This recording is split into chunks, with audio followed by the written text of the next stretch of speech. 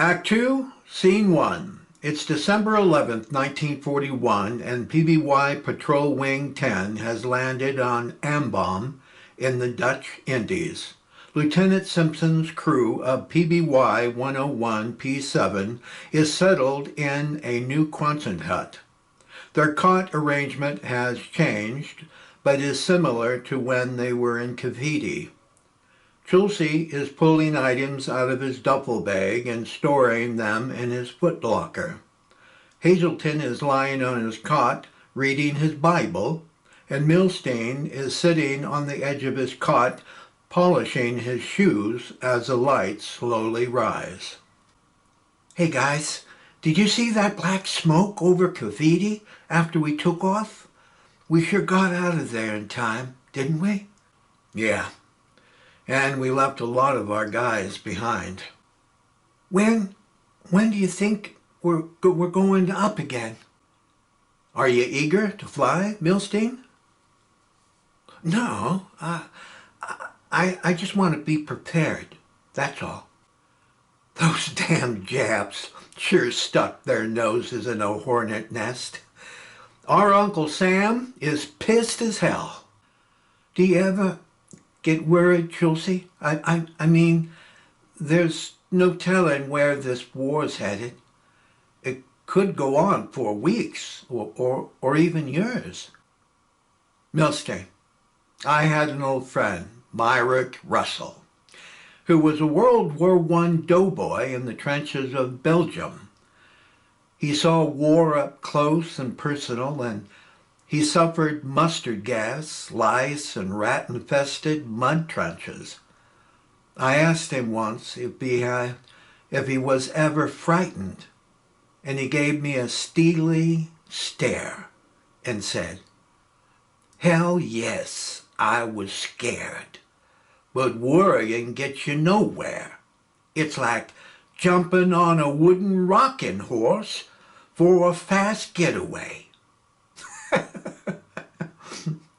If we stick together, Milstein, we'll come out okay. Yeah, we don't have any other choice. I like that, Chelsea. We'll be together up there. Park enters the hut. Hazelton, have you seen Thomas? He's swaying at the top of a palm tree looking for girls, Chief. Milstein, go find him. Wait, but before you do, we're taking off for a surveillance run at 0800. Apparently, several Jap ships are streaming in our direction. Get off any letters you might want to send home and be ready to board at 0745. We'll have another briefing at that time. That's all I got to say, boys. Do you think there's a chance, Chief, that the war could stop? What they did at Pearl Harbor will be revenged, and they know that, Milstein. They have no intention of stopping, because if they did, we'd be chasing them all the way back to Tokyo anyway. Thomas enters. Hey, Chief, any chance for a leave? Not now, Thomas. We're taking off at 0800, so be ready. Parks exits. Hey, Chelsea, how can we fight without any bars and girls? Your dancing partners are the Japs now. Yeah, and I'll be stepping on their toes and kicking their balls across the dance floor. Chelsea grabs a leather bag and starts to exit. Where are you going, Chelsea? I'm on a small business endeavor. The market's going to shrink soon, so I'm catching them while they're still kicking. Do you mind if I tag along? Sure, yeah. Wait, but don't interfere with my sailing transactions or you'll pay me double for my losses, okay? All right, okay. So let's get going. Chelsea and Milstein rush out of the hut as the lights slowly dim to black. Act 2, Scene 2. It's December 15, 1941. The lights slowly rise on the empty Quonset hut. Within moments, Thomas bursts in laughing and dancing with Chelsea walking slowly behind him. That was beautiful. Did you see that Jap Zero lit up?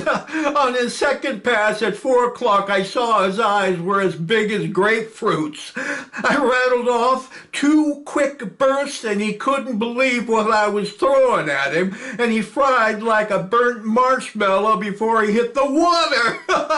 He spun like a broken winged bird, didn't he, Chelsea? Did you see that? Yeah. Milstein was crapping in his pants when that Jap swooped out of the clouds and dived beneath our belly. I yelled, "Crapstein, 2 o'clock, pull your goddamn trigger!" The weasel froze like a block of ice. Milstein and Hazelton enter. "Have you thought yet, Crapstein?" "Leave him alone, Thomas." Milstein goes to his cot and lies on his back with his hands over his face. "The little wimp put us in a real sling up there. Why did you freeze, Milstein? That Jap was going to blast our asses off." "Leave him alone, Thomas. Any one of us could have froze up there." "But we didn't. And the little coward froze. Shut your goddamn mouth, Thomas." "Okay, tough guy. Try doing it." Thomas pounces on Hazelton as Chelsea and Milstein attempt to separate them. "Knock it off, Thomas!" Thomas notices Milstein and grabs him. "Come on, you little coward. I'll teach you how to fight." Parks enters and pulls Thomas off of Milstein. "Get the hell out of here, Thomas. If I ever see you on Milstein again, I'll send you home in a bag." "He almost had us killed, Chief." Thomas exits with Milstein crying on the floor. "Stand up! Stand up, Milstein." He's right, Chief. I froze. I couldn't pull the damn trigger. I froze." "It happened, and it's over, Milstein." "I let you down, Chief. I let everyone down." "Nobody's hurt, Milstein. Let it go." What about the next time we go up, Chief? What then?" "You went up, and you're going to keep going up, because that's our job, Milstein. We're all frightened, but we do what we have to do." "Yeah, Milstein. My stomach jumps out of my mouth every time we lift off the ground." "Yeah, Milstein. I was pissing more than praying up there today." "Milstein, it's not going to get any easier, but we're in this together, and we're going to cover each other's backs. Now, guys, get some rest while I talk some sense into Thomas's thick head." Chelsea helps Milstein up. "I won't let you guys down again. I promise. There are no cowards in here. Don't forget that, Milstein." Parks exits while the others go to their cots. That Jap Zero was coming right at us, and I had him in my sights, and when I tried to pull the trigger, it just wouldn't move. I was screaming inside, "Fire! Pull the goddamn trigger! He's going to open up on us if we don't pull the goddamn trigger! Fire, Milstein! Fire! Fire!" Milstein, I cupped my earphones with both hands and froze, and everything went silent, and I couldn't hear a damn thing, but I saw the bullets ripping through the bird's skin. And me too, Milstein. I learned something today. I realized how little faith I have, and I wasn't thinking about God up there, but only how I was going to die. Milstein, it isn't a make-believe movie when your ass is on the line up there. We're all afraid, Milstein, and don't forget that. Thomas. Thomas wasn't fazed a bit. He had a smile on his face. Milstein, that's because he's crazy. There's so much hatred inside him that he's blind from having no fear. Yeah, me too, Milstein. I've seen 3 jarheads kicking Thomas's ass until he couldn't even walk straight. You'd think he'd want to get away from them, but with his swollen eyes shut, he asked me, "Where'd they go, Chelsea? Where did they go? And I'm not through fighting." He has something we don't have, guys. Is that what courage is? Maybe, Milstein. But we're human. And he's not. And I don't know if that is what courage is, or just fear being covered over by hatred.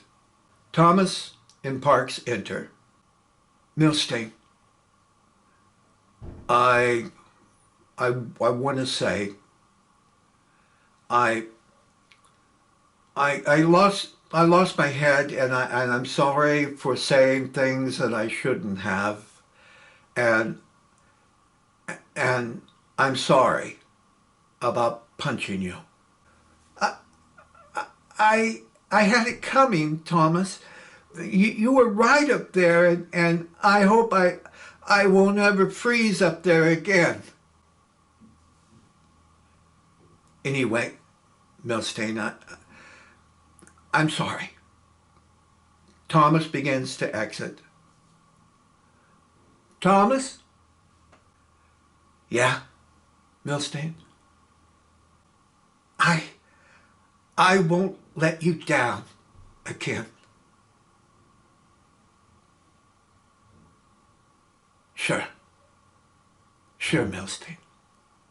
Thomas turns and grabs a towel off his cot and exits. How about having a hot shower and chow? What do you say, guys? I'm in. How about you, Milstein? I'll see you there in a few minutes, guys. Don't wait too long, Milstein, or the hot water will be gone. Chelsea and Hazelton grab their towels and exit. Chief, I've wasted my whole life reading books. They never prepared me for this. Milstein, there's more sense in one of your books than this whole lousy war we're fighting. Yeah? Is that right, Chief? Yeah, Milstein. Oh, what did you do before joining the Navy, Chief? I lived on my father's farm in California with my 2 brothers and 2 sisters and my beautiful mother, Rosa. Why'd you join up? My father's farm was too little for me, and I wanted to see the big world. My mom wants me to take over a family shoe store.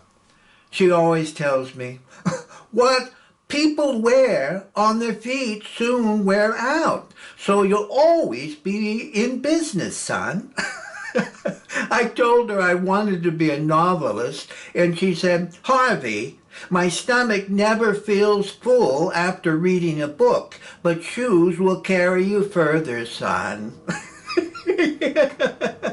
So, you want to be a novelist, Milstein? Yeah. When I write short stories, they seem real to me. All the faces and sounds reach out to me as if I can touch them. It's everyday life that troubles me. When that Zero was coming at us, I wanted to change the scenario, but I realized life doesn't allow edits. War's a reality check, Milstein. Imagination has no place for it. Ensign Kilroy enters and hands Parks a letter. This letter arrived while you were on your mission, Parks. There's a briefing at 1600 in Lieutenant Simpson's boardroom. How was your flight, Parks? We're still alive. That's good to hear. See you later, Parks. Thanks, Kilroy. You can keep calling me Kilroy. It sounds good. Okay, I'll see you later, Parks. Kilroy exits while Parks reads the telegram. His shoulders slump as he sits on his cot. Is it bad news, Chief? It's my orders to ship me back to the States. When are you going? A destroyer is leaving in 2 weeks and they want me on it. Maybe you'll see your son, Chief. That's good news, huh? You might be right, Milstein. But I've got to take a piss now.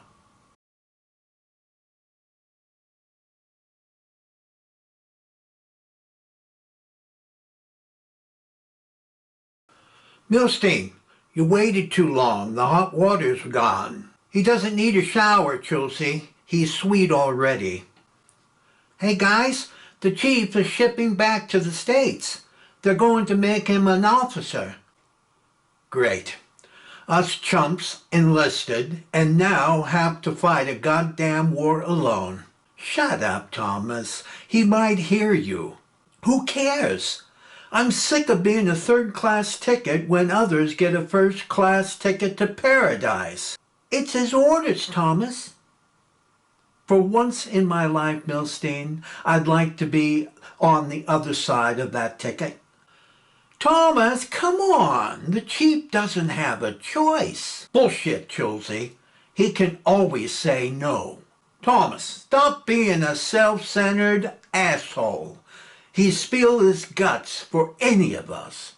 When are you going to quit thinking about your own damn self? You're nothing but a foul-mouthed bum. Stop punishing everyone, Thomas, just because your brother's dead. What did you say, Hazelton? You heard what I said, Thomas. Yeah, but don't ever mention my brother again. Thomas, what, asshole? Thomas, the truth is, you'll miss the chief more than any of us. He's gone to bat for you more times than any one of us here, but you can't admit it. I say you're scared, Thomas. Yeah, that's what I think. Screw the bunch of you. Thomas exits. Hey guys, I say Thomas just became a human being. Yeah, that's the first glimpse of the real Thomas that he can be. I'm with you, Hazelton. And count me in too, guys. And without the chief being here, Thomas will need us all the more. The lights slowly dim to black. Okay, guys. Shake your asses out of bed. It's a new day. And a new day to hate the Navy more than the Japs do. But you love it because it's your only family. Come on, boys. Let's get going. Damn! I was in the middle of a beautiful dream and she only had one last button left on her blouse. Oh, God, let me sleep just for 3 more minutes, Chief. What you can do, Thomas, is splash some cold water on that ugly face of yours. Thomas, what did she look like, Romeo? Chelsea, she was gorgeous, sweet as an apple blossom. Do you ever dream about anything else but dames, Thomas? Hazelton, if I didn't have the dames, my dreams would only be nightmares. Jump to, guys. We have a flight mission this morning. I'll be back in 5 minutes. Parks exits. Hey, guys, When this damn war is over, I'm going to buy you chumps a lunch at the Brown Derby. Why the Brown Derby, Thomas? Chelsea, that's where the stars eat. We'll have our own table and the waiter will say, "Good afternoon, Mr. Thomas. A table for 5, sir? Right this way, sir. Have you looked at our new wine list? Oh, excuse me, sir. Kirk Douglas and Betty Grable would like for you to join them for lunch." "Oh, that's a $100 tip, sir. That's generous of you. Thank you, Mr. Thomas. We'll always look forward to seeing you, sir. And that is why you chumps are going to go to the Brown Derby, because it's the best goddamn place you can eat in Hollywood."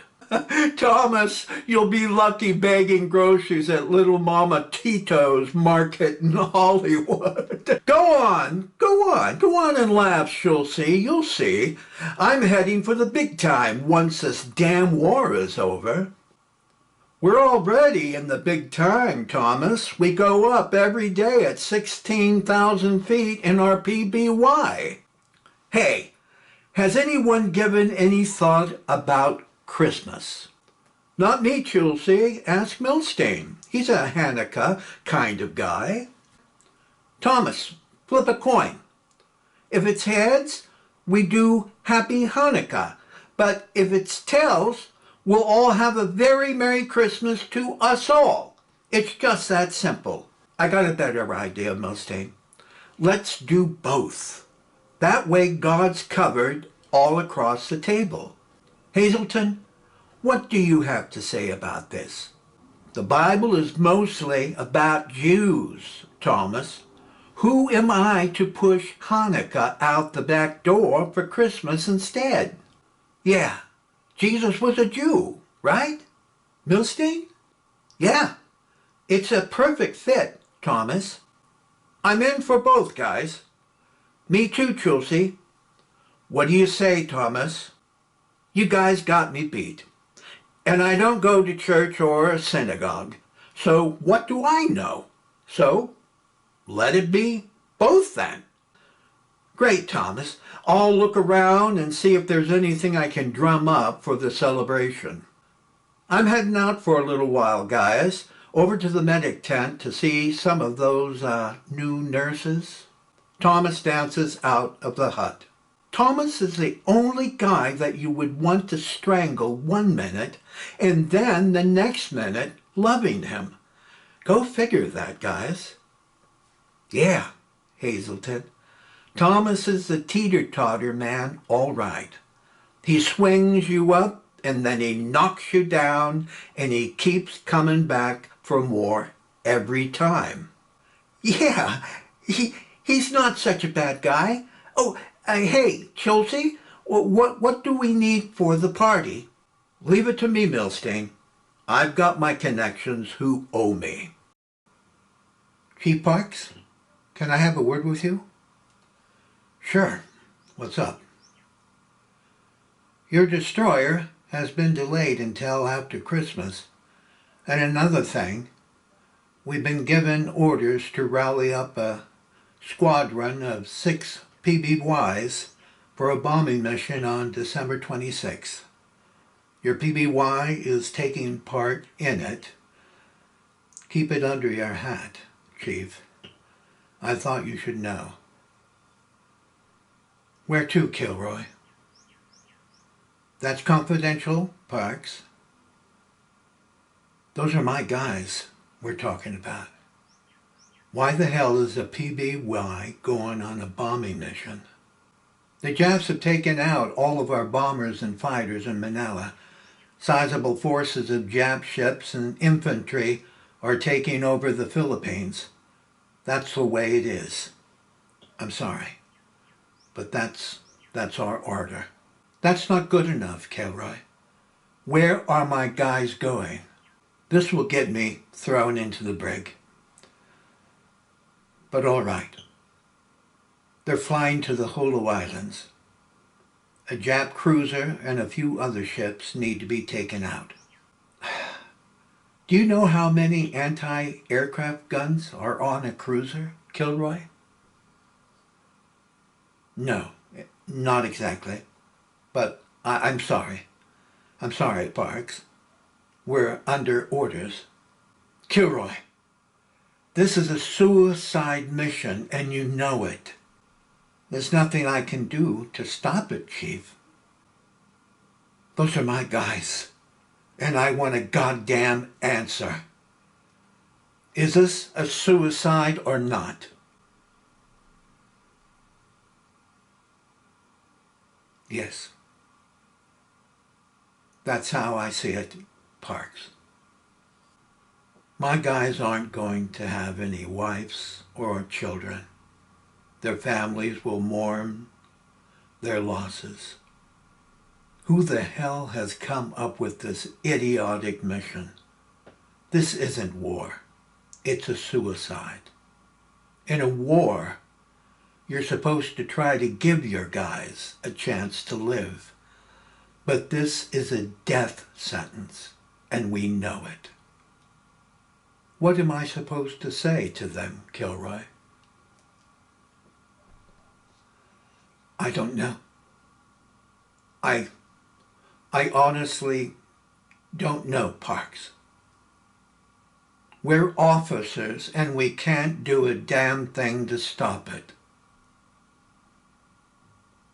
I'm sorry, Parks. It's always by the book, isn't it, Kilroy? Yes. It's what the Navy expects of us to do. Lieutenant Simpson is waiting for me.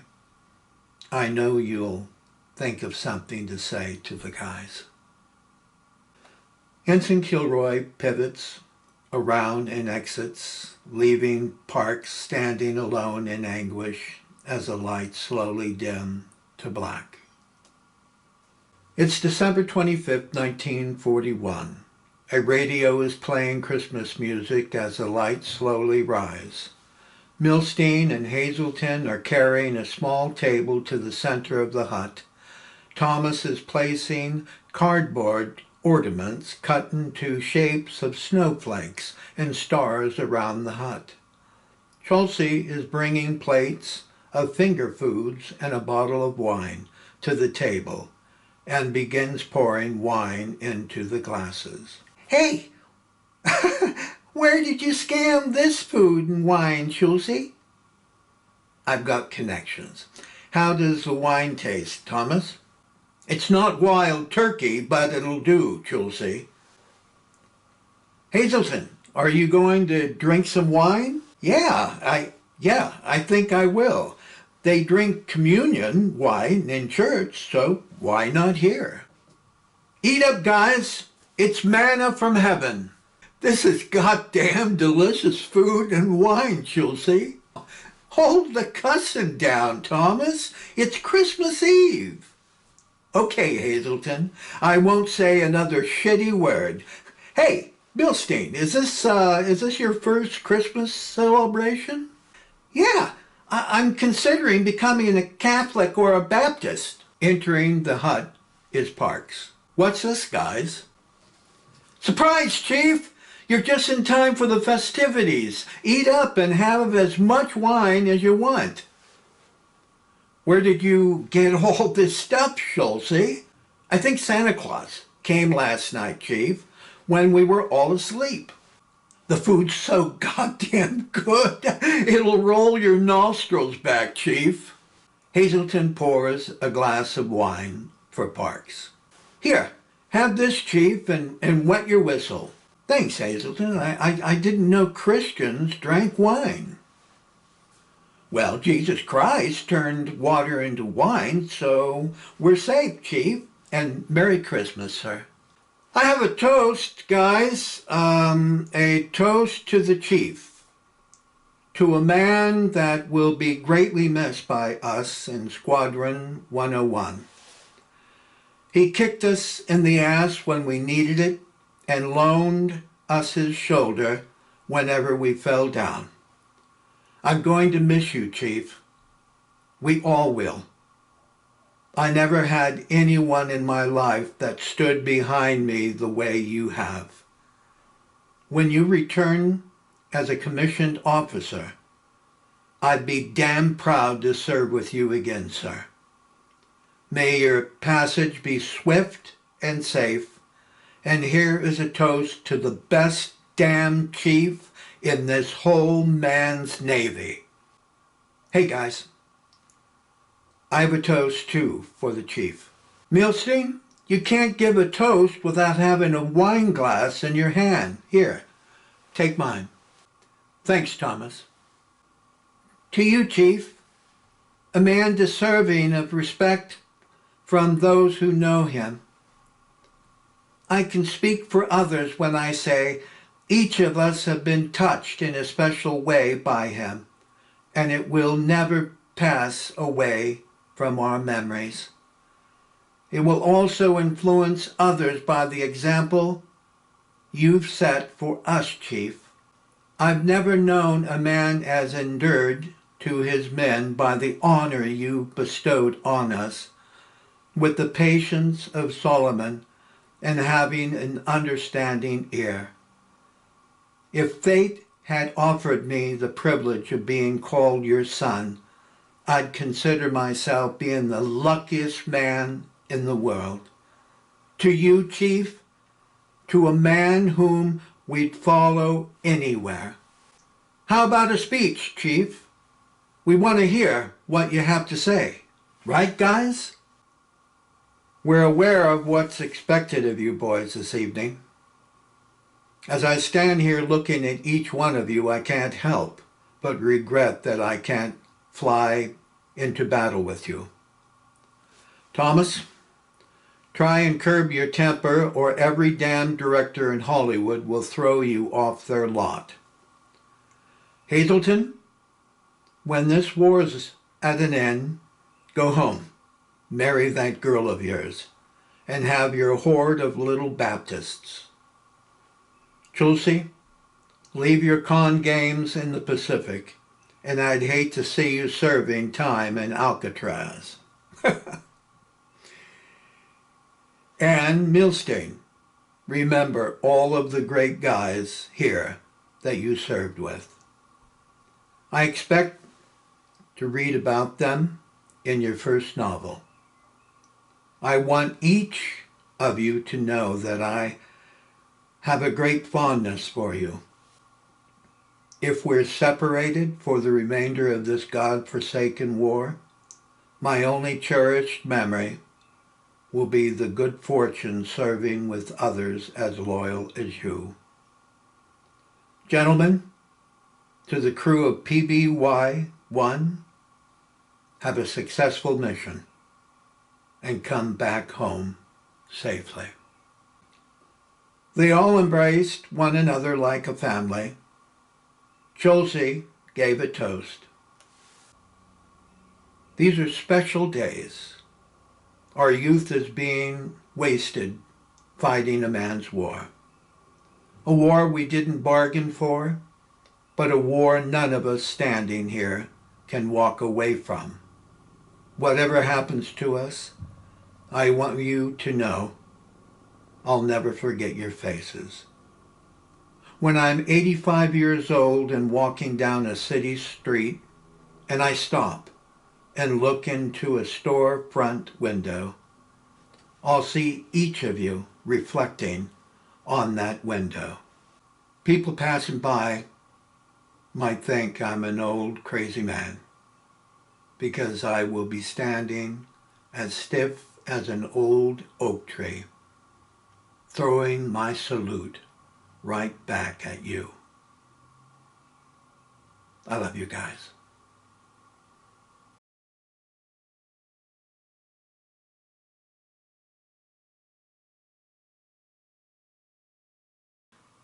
The scene opens in darkness with sounds of bombs exploding nearby. There are flashes of light from the impact. The lights are dim within the barracks, which is empty. Moments later, Ensign Kilroy and two Marines burst in carrying radio equipment, which is quickly set atop at a table at center stage. Move Stephen, grab the table. Benson, set up the shop as soon as the table's secure. The bombs continue to explode with the lights flashing. Goddamn Jeps! They're blowing the shit out of the whole base! Hurry up, Benson! We've got to get transmissions up immediately! Is it safe here, sir? We've no choice. The radio station's on fire and this is the nearest building. Aren't you up there yet? Benson? Nothing, sir. It may have been damaged. God damn it! Do what you can, but hurry! Another bomb blast is heard. I think I hear something, sir. Working on it. Keep working on it. Don't lose them. Another bomb blast is heard. PBY1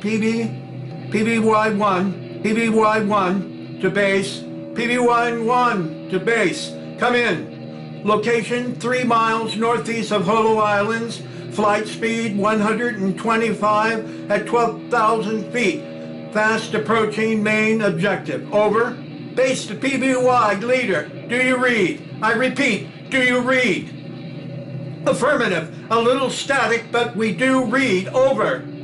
Parks. Is Squadron 101 intact? Affirmative. No enemy opposition. Low cloud cover. It appears to be breaking up ahead though. Over. Once main objective is complete, continue to the Dutch Indies for friendly turf. Do you read? Loud and clear. What's going on? Over. We're being bombed. Base is not friendly. We're being bombed. Base is not friendly. Do you read? Affirmative. This will be our last transmission until you reach the Dutch Indies. If you take any... Son of... Thomas, Milstein, stay sharp. Zero's lifting off. Schulze, chart our course. We're going in. Abort mission if Zeros are lifting off. Do you read? Abort mission if Zeros are lifting off. Do you read? Get ready, boys. We're going in on the heavy cruiser. PBY leader to Squadron 101. Follow flight pattern and come on my tail. Drop packages and navigate to Dutch Indies. Abort mission. Abort, goddammit. Abort the goddamn mission. Over. Leader to base already committed. Zeros coming in tight. Thomas, 4 o'clock. Zeros fast approaching. My gun's jammed, Chief. My gun's jammed, Chief. God damn it! Jesus Christ, it won't fire! It's hit! Jesus Christ, Thomas, it's hit! Milstein, what's going on back there? The son of a bitch has got Thomas, Chief. He's dead. God damn it, no! He's dead! Come and get it, you bastards, you rotten bastards! Milstein, you're bleeding. Let me take over. No, goddammit, they got Thomas. The rotten bastards got Thomas. Hold on, fellas, we're taking flak. Number 1 hit, Chief. We're losing fuel. Shit, it's flooding the goddamn belly of the ship. We need to put the fire out, Chief. Hold on, we're diving. Hazelton, get ready to drop our package. Yes, sir. We're going to break up, Chief. The ship's not used to the stress. We're going to break up, Chief. The ship's flight. Base to flight. Up, Chief. The ship's base to flight, leader. Base to flight. We've got no choice. We'll burn if we don't. Milstein, 3 o'clock. Coming in sharp and fast. I got him, Chief. I got him, Chief. For Thomas. Thomas, I got him. Damn it.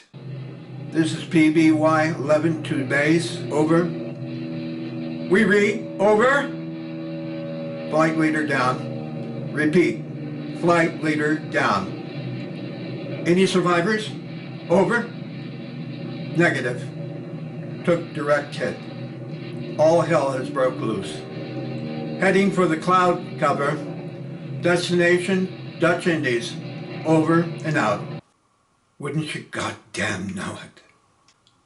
As Kilroy takes the liberty to open up a letter, he begins to read its context, slowly and with much emotion. As he does, one at a time, the crew of PBY walks down center to the stage's apron and salutes, wearing their dress whites. Kilroy and the others are oblivious to their presence. After saluting, each man moves to his bunk, sits down, takes off his hat, and lies upon his bunk with his hat covering his chest. Dear Dad, when I was cleaning out one of the closets, I found a shoe box filled with your letters.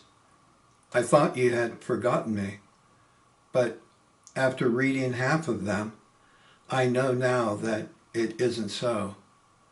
I miss you, Dad. Mom said something about you coming home soon. Is that true? I sure hope so, Dad, because I'm playing football now and I want you to see me play. I've told my buddies about you and I want them to see what a great guy you are. Hurry up. Hurry home. Hurry home, Dad, because I miss you. Your loving son, Lewis Parks. Kilroy slumps forward, still holding the letter as the lights begin to dim to black.